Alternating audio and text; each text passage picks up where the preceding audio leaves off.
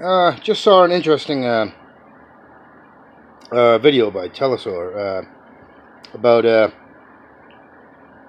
protests that happened in Haiti, where massive hikes in fuel prices uh, brought about violent protests uh, against the Haitian government and and the affluent members of Haiti. And this is what I've been saying for a while now. And one of the issues that seems to escape uh, any logical, rational thought in in the U.S. is that the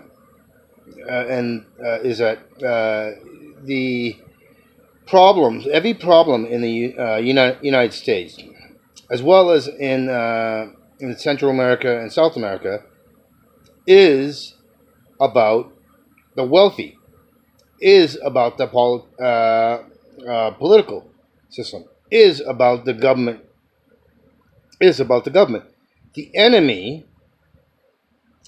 of all civilizations is the government, is the wealthy, is the media, who pushes the false narrative of the government and of the wealthy. And what's happened in Haiti demonstrates the proper thinking of the Haitian majority who live in poverty and oppression. Rather than targeting their rage and anger about the inequities, about the oppression and hardships upon their own faction, they have demonstrated who the real target should be. It seems that there's this misconception, especially in the Western nations, that everything else, everybody else is the problem, and you demonize your own citizens, your own neighbors, your own friends and family.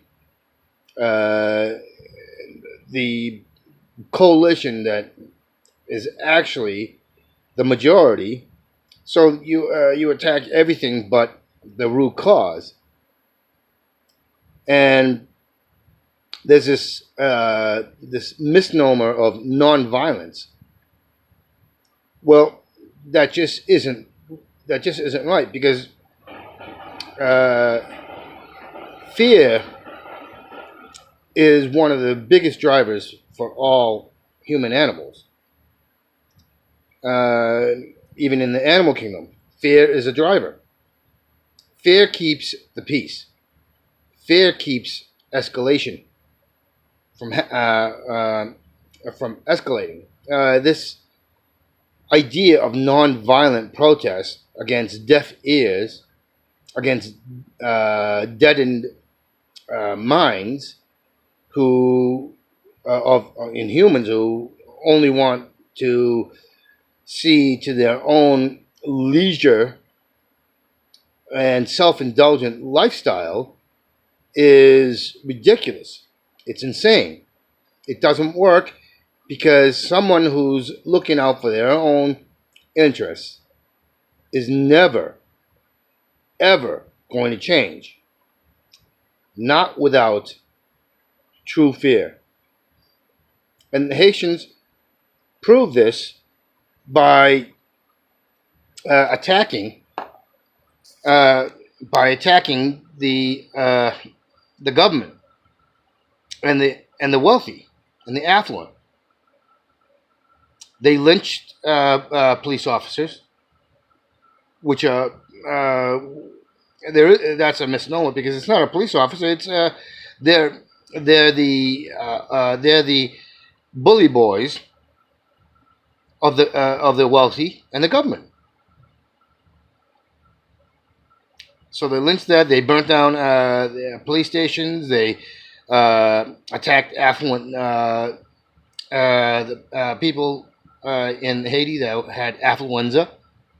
Those who back the system, who are looking out for only their own self-interest, whether they do it knowingly or unknowingly, because they want to ignore. And when I say unknowingly, I mean ignore the issues, because they won't go outside of their own cloistered little areas to understand the issues, and uh, because they suppress within themselves and lie to themselves. This is that they are part of the problem. That they are propping up the criminal system, which makes the majority suffer under oppression. This is what has happened for thousands upon thousands of years. It's always the minority group who hold the material and the quote unquote economic providence, who refuse to see the inequities and imbalances. And the Haitians proved this to be the false, because when they were going against the oppressive amounts of hikes in fuel prices, they demonstrated by using violent action and putting fear and instilling fear that they brought about change. The Haitian government put a freeze on fuel prices. Now, more than likely, they'll have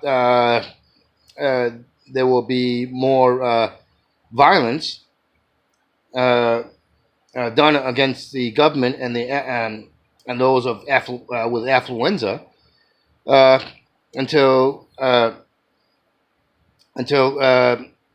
the fuel prices go down even further, so that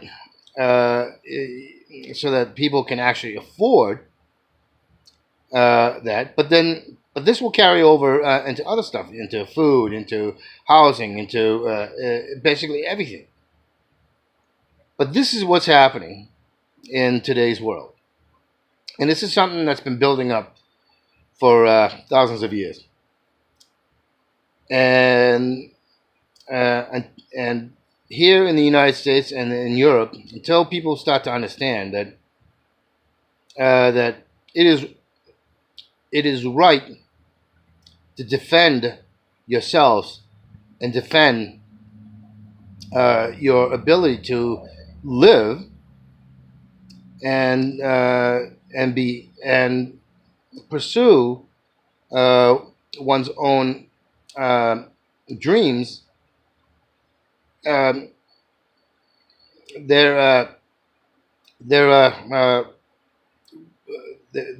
be there's nothing that will ever evolve. There will never be a forward, and that's what's got to happen. And nonviolence is a fabrication, because those who are deaf to it all will never listen, will never consider it. The only thing that they fear is if they will lose their lives. And